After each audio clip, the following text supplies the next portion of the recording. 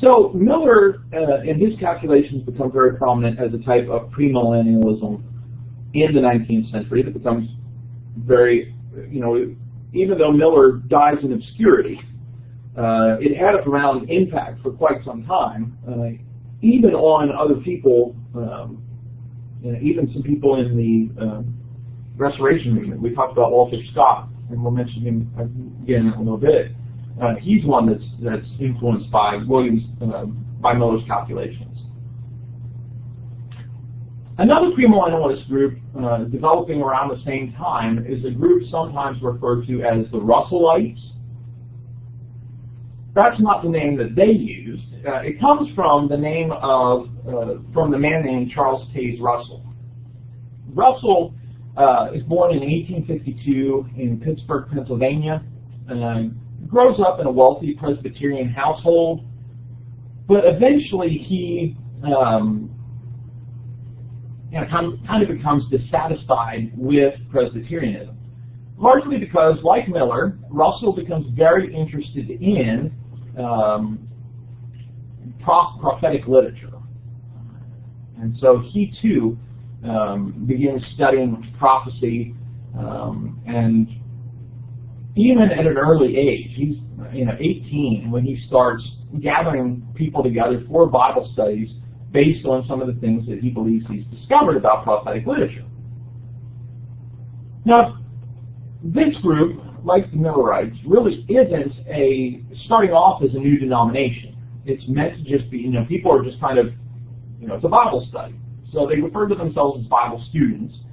A lot of people afterwards would refer to them as the Russellites, people outside, because they're following the beliefs of this guy named Russell. Russell, like Miller, is very interested in the second coming of Christ, believes, like Miller, it's going to be a premillennial coming where Jesus is going to come first and then the mourning will take place. And like Miller, tries to put a date on it.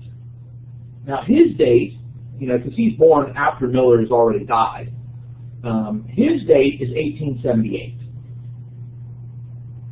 which comes and goes without the second coming, just in case you were wondering. He dates it again to 1914. It came and went. But there is, once again, this kind of reinterpretation of Jesus has done something in 1914, but it wasn't what was originally expected. The group that continues out of this would later try to give other dates. 1975 was kind of like the last big date that they used as for the second coming. Since then, they've not really made public any sort of dates. So the second coming was a big thing for Russell, as well as his belief that from the time of Jesus to the end of time, there would be 144,000 people who would be part of the church that would live in heaven with Jesus at the end of time.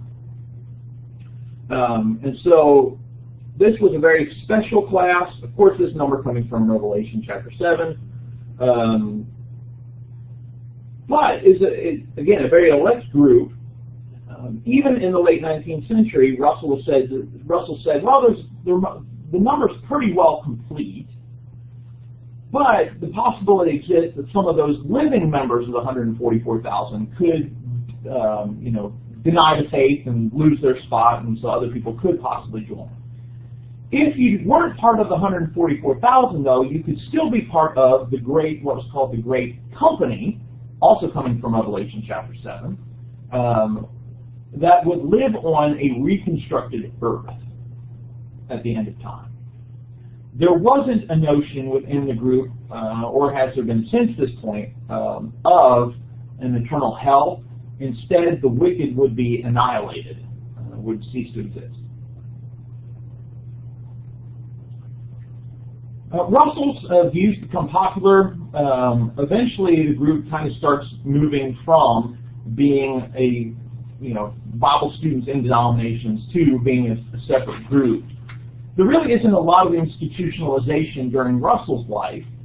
He does create a publishing organization called Zion's Watchtower Bible and Tract Society, But that's really the only kind of institutionalism that's part of this. Eventually, Russell would die off. Leadership would pass to a man named Joseph Rutherford. Rutherford would bring about a variety of other changes, including giving the Bible students a new name, and it's the name that they're more well known by, the Jehovah's Witnesses. But that's not until the 1930s, when that becomes the official name of the group. So instead, a lot of people called them Russellites, because there wasn't that notion of Jehovah's Witnesses. So you have Miller and his calculations, you have Russell and his calculations, so there's a lot of premillennialism going on here in this time period.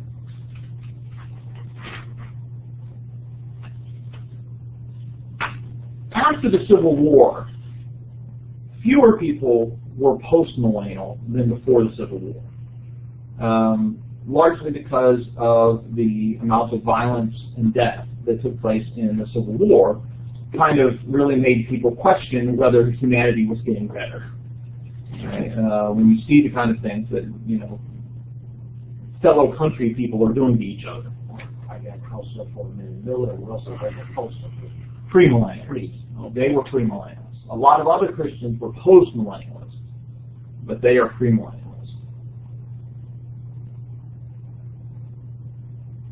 You say after the Civil War? After the Civil War, a lot fewer were postmillennial.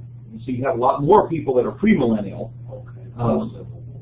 Yeah, post-Civil War. And then really after the First World War, World War I, after that time period, postmillennialism really declined. There are hardly any people after that point that are postmillennial. Most people, most Christians, most Protestants,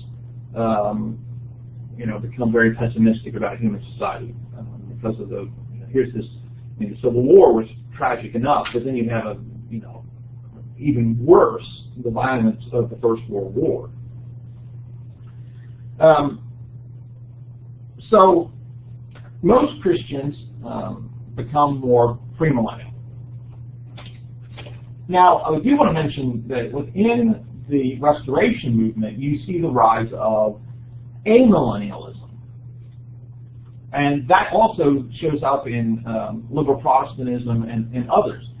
Amillennialism largely was a belief that the millennium of Revelation chapter 20 did not refer to a literal physical kingdom of Christ on earth, but instead was symbolic. So they did not believe a millennium was going to take place on earth.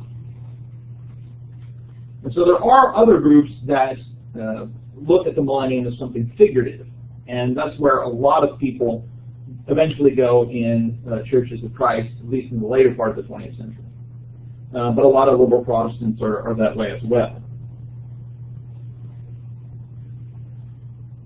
As I mentioned, a lot of people in the early Restoration movement tended to be post-millennial, people like Campbell and others, but there were a few people that were premillennial in the Restoration movement. Barton W. Stone, for example, and we talked a little bit about this in previous classes, appears to have been premillennial. He had a pessimistic view of human beings being able to change society, but he still believed people should. Right? So he was active in abolitionism, as we talked about. He also encouraged people to try and bring about Christian unity. So, even though Stone's premillennial, he's not as pessimistic as a lot of other people were. But connected with Stone as well was a belief in the separatism that needed to exist of people from society, not being involved in politics, other things like that, which we've talked about before. And that line continues through like David Lipscomb and some others. But ultimately, Stone tended to be very doubtful or pessimistic about human nature. Walter Scott was another person that, for a time, was premillennial. Evidently, William Miller's calculations were very convincing to Walter Scott, But once his calculations failed, once we got past 1844, Scott kind of drops the premillennialism and becomes more of a postmillennialist again.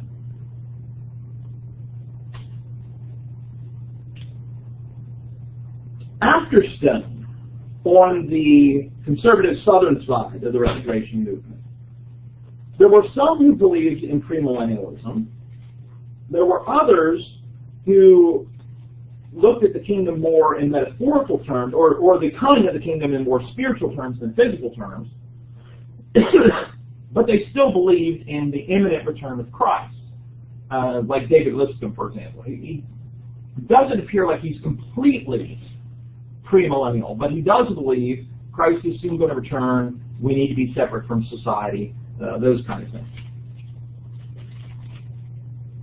After the Civil War, a lot of the conservatives, the traditional side that is becoming the more the churches of Christ, they tended to adopt Campbell's view of the progression of human society. So they tended to be rather optimistic about human society, even though they didn't follow all the things that Campbell was saying later in his life that was becoming more liberal.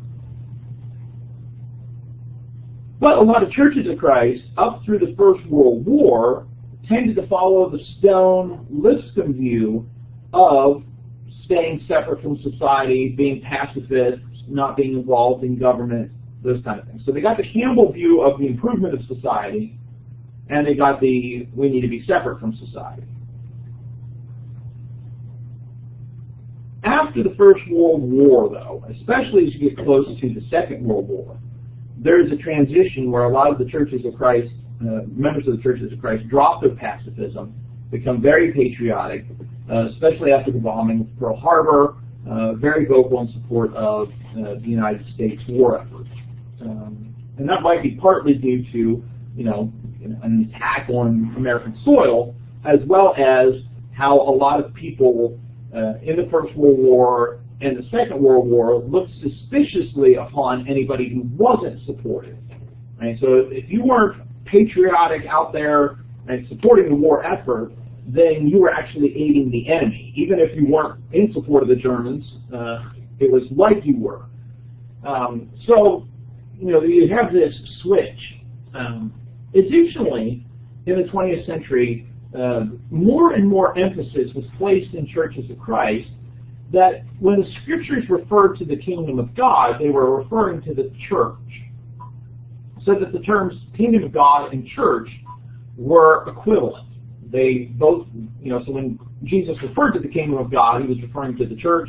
When Paul referred to the church, he was referring to the kingdom of God. And so the kingdom wasn't something that they were looking forward to. It was something that was already present and active. And said that those Christians waiting for Christ to return to establish a kingdom were misinterpreting the messianic prophecies. That Christ was successful and had established his kingdom, and that was reflected in the church. A lot of other Christians who were premillennial believed that the church was kind of a temporary measure, right? That Jesus was actually unsuccessful in establishing the kingdom of God, and so he established the church as a temporary measure before his final return, which would bring about the kingdom of God. So there's this difference on what the kingdom is between churches of Christ and some other Christian groups. Out of this, of course, both the premillennial view and a view that looked at the imminent return of Christ led to a lot of evangelism. And this becomes especially true even in fundamentalism as well. There are a lot of fundamentalists, as they retreat from culture, become very evangelistic. If Jesus' return is soon, they believe, why be so involved in changing society and all these other types of things to reform society when that's not going to take place until Jesus returns? So instead, focus on converting people. Right? And so a lot of effort was put into converting people rather than trying to address social issues.